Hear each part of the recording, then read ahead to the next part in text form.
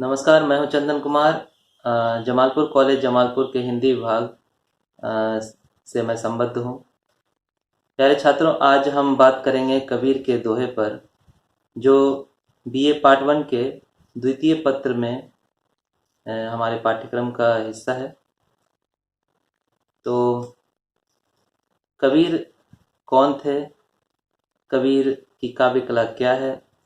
कबीर के अन्य भाव, दर्शन और उनका जो साहित्य में योगदान है, इस पर हम दूसरे कक्षा में बात करेंगे। फिलहाल जो जो कबीर के 5 दोहे लिए गए हैं, आज हम उन सभी दोहों पर बात करेंगे और उनके अर्थों को समझने की कोशिश करेंगे। तो शुरू करते हैं। पहला दोहा है, अ, कबीरा यह घर प्रेम का, खाला का घर नाही।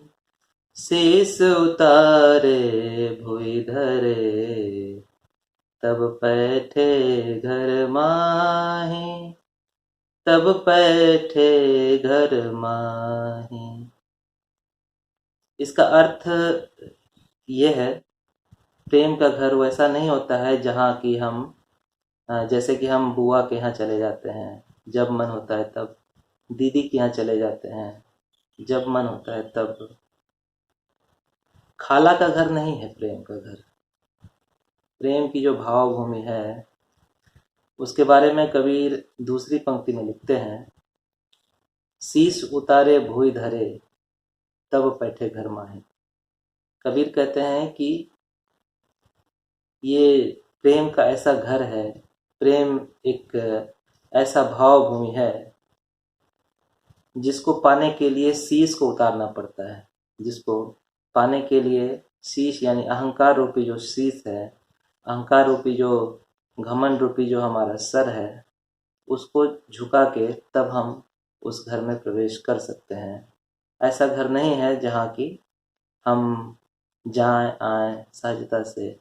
सहज तो है, मगर वो उस तरह से नहीं है जैसे कि दुनिया में हम देखते हैं। प्रेम का रूपक आज देखते हैं, वो वैसा नहीं है। ये भाव और भक्ति का क्षेत्र है जिसमें अहंकार से मुक्त होकर उस प्रेम के घर में जाया जा सकता है। कबीर कहते हैं, शीश उतारे भुइ धरे, तब बैठे घर माहे। दूसरा दोहा है, ऐसी वाणी बोलिए मन का पाखोय, औरन को शीतल करे, आपहु शीतल होय। आपहु शीतल होय। अर्थ है, अर्थ बहुत सहज है इसका।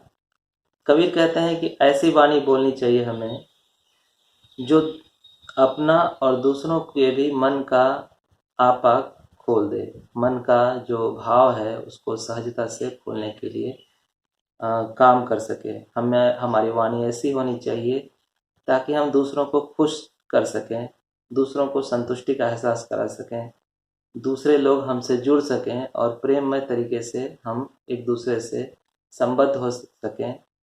इसलिए हमें ऐसी वाणी बोलनी चाहिए जो दूसरों के या खुद के भी मन को शीतलता देने वाला हो। कहते हैं, औरन को शीतल करे, दूसरों को भी शीतल करे और आपहु शीतल हो, और हमें भी शीतलता मिले।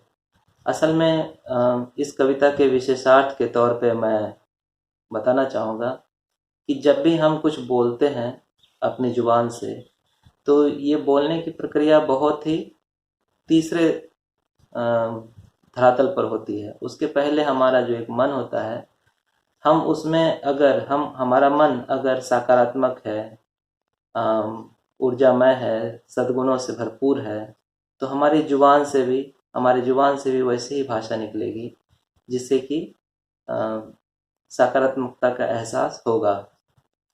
मगर यदि हमारे मन में कहीं दोष है, कोई कलुषित भावनाएं हैं, तो हम जो कुछ भी बोलेंगे उसमें उन भावनाओं का अवतरण हो जाएगा और फिर सामने वाले से हमारा रिश्ता टूट जाता है या खटास में हो जाता है। तो कबीर कहते हैं कि हमें सर्वप्रथम वाणी तो बोलनी चाहिए, मगर प्रकारांतर से कबीर कहते हैं कि हमें अपने मन में जो ओछे भाव हैं उन पर भी काम करना चाहिए, हमें उनको भी दूर हटाना चाहिए। अगर हम मन से स्वस्थ होंगे तो हमारी वाणी भी, हमारी जो बोली है ये भी स्वस्थ होगी और हमें एक दूसरे से, हमें दुनिया से जोड़ने के लिए कारगर साबित होगी। दोहा संख्या 3 है, प्रेम न बाड़ी उपजै, प्रेम न हाट बिकाय, राजा प्रजा जे रुचे, शीश दे ले जाए, शीश दे ले जाए। कबीर कहते हैं कि प्रेम की जो भाव भूमि है वो ऐसा नहीं है कि उसे खेत में उपजाया जाता है, बाड़ी में उपजाया जाता है। प्रेम बाड़ी में उपजने वाली चीज नहीं है, ना ही ये हाट में या बाजारों में बिकने वाली चीज है। कबीर कहते हैं कि प्रेम किसी से भेदभाव नहीं करता है। प्रेम को पाने वाला साधक, चाहे वो राजा हो या फिर प्रजा हो, राजा हो या रंक हो या भिखारी हो या स्त्री हो या पुरुष हो, जिसको भी प्रेम की प्राप्ति का ख्वाब है, जिसको भी प्रेम चाहिए या जो प्रेम के साथ जुड़ना चाहता है, प्रेममय होना चाहता है, उसके लिए पहली शर्त यह है कि राजा प्रजा जे रुचे, राजा हो या प्रजा हो, राजा हो या रंक हो, उसके लिए शर्त यही है कि शीश दे ले जाए।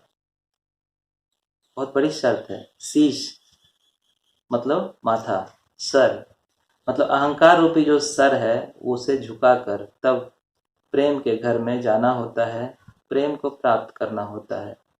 कबीर यही कहते हैं। अगले दोहे में आइए हम चलते हैं। मन मथुरा दिल द्वारिका, काया काशी जान, 10वां द्वार देहरा, तामे ज्योति पहचान, तामे ज्योत पहचान। बहुत ही सुंदर दोहा है और ये दोहा असल में योग साधना की प्रेरणा देता है हमें। कबीर कहते हैं कि मन मथुरा दिल द्वारिका, हमारा मन मथुरा की तरह है जहाँ राजा कंस निवास करता है। हम मन में कई बार अटपटी बातें सोचते हैं, हमारा मन अहंकारमय हो जाता है, मन ही हिसाब किताब सब कुछ लगाता है, मन ही किसी से खटास या किसी का विरोध करता है, किसी से झगड़ता है। इन सब में जो चंचल मन है ये इसके लिए काम करता है। तो कबीर ने उन्हें मन को मथुरा इसलिए कहा क्योंकि मन चंचल है और इस मन के ही कारण तमाम जो द्वंद्व है समाज का वो चलता रहता है। तो इसे कबीर ने मथुरा यानी कंस का निवास स्थान माना है। मन मथुरा दिल द्वारिका, और दिल को द्वारिका कहा है जहाँ द्वारिका मतलब जहाँ श्री कृष्ण रहते हैं। कबीर ने ये कोशिश की है कि मन अगर मथुरा है तो दिल द्वारिका है जहाँ श्री कृष्ण बसते हैं। तो हमें अपने स्वभाव को, अपने प्रेममय भाव को पाने के लिए दिल से जुड़ना चाहिए, यानी श्री कृष्ण से, भगवान से, ईश्वर का जो भीतर स्वभाव बसा हुआ है हमारे भीतर, ईश्वरीय भाव जो है उससे जुड़ना चाहिए।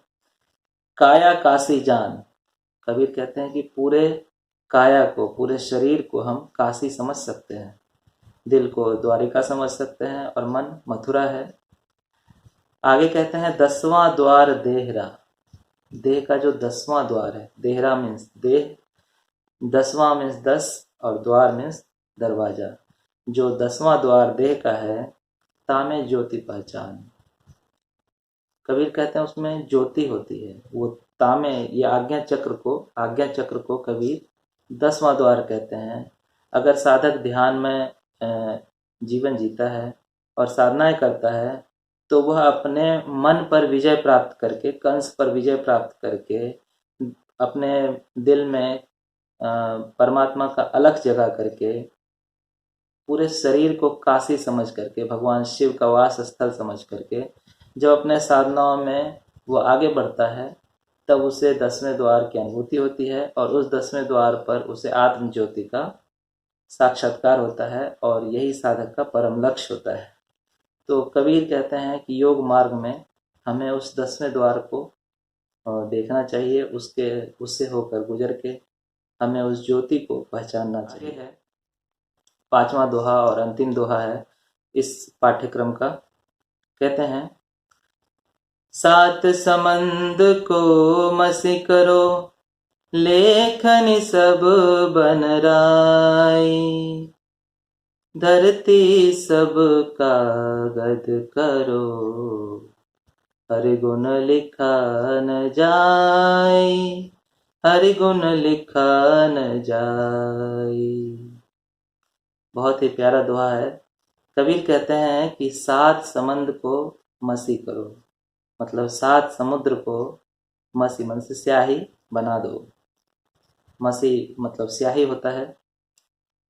लेखनी सब बन राई, जितना भी जंगल है धरती पर, उन जंगलों में जितने भी वृक्ष हैं उन सब को लेखनी की तरह बना दिया जाए, 7 समुद्र को स्याही बना दिया जाए और धरती सब कागज करो और पूरे धरती को कागज कर दिया जाए, तब गुरु गुण लिखा न जाए या हरि गुण लिखा न जाए।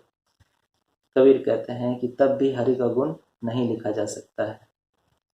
प्यारे छात्रों, असल में मैं एक बात नोटिस कर दूं कि कबीर के काव्य में जहाँ भी राम, हरि, कृष्ण, ईश्वरीय प्रतीकों का इस्तेमाल हुआ है, असल में कबीर निर्गुण संत थे और कबीर ने इसको एक आधार के लिए चुना है, अपने बोलने के, अपने तथ्यों को प्रकट करने के लिए आधार के रूप में चुना है। कबीर उनके सगुण रूप की पूजा नहीं करते हैं। कबीर हमेशा निर्गुण साधना पर बल देते हैं और हरि या राम इन सब को वे अपने प्रतीकों को व्यक्त करने के लिए इनका इस्तेमाल करते हैं। कबीर के नज़रों में कबीर कहते हैं कि राम के बारे में कबीर कहते हैं, दशरथ सुत त्यों लोक बखाना, राम नाम का मरम न जाना।